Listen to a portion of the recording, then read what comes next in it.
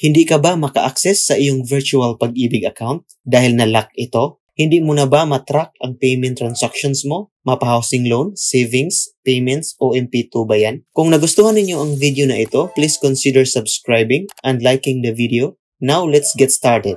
Sadly, walang paraan para ma-recover ang account online. Pwede kang tumawag sa kanilang telephone number, pero pahirapan. Kaya nag-ask ako sa customer support nila, tapos the advice, if you want to unlock your virtual Pag-ibig account, you need to visit any nearest Pag-ibig branch and bring the following requirements. Request form for virtual Pag-ibig account unlocking, deactivation, and reactivation. Inilagay ko ang official link nito sa comment section, pero pwede rin doon kayo sa Pag-ibig office mag-fill up ng form. Libre lang naman ito, tapos magdala ng valid ID at isang photocopy nito. Pagdating mo sa Pag-ibig office, pumunta na agad sa Pag-ibig marketing staff para ma-check ang mga requirements mo. Once okay na, bibigyan ka niya ng priority number. Tapos, hintayin matawag ang number mo. Pag matawag na ito, ibigay ang iyong request form for Pag-ibig account, tapos isang photocopy ng valid ID. Ihanda rin ang original ID kasi kapag hindi ito malinaw, i-check nila ito. Before i-unlock yung account mo, i-verify muna nila yung present address mo, lalo na kung nagre-rent ka lang. Tapos, tatanungin ka nila kung ilang taon ka na nagtatrabaho at kailan ka nag-start.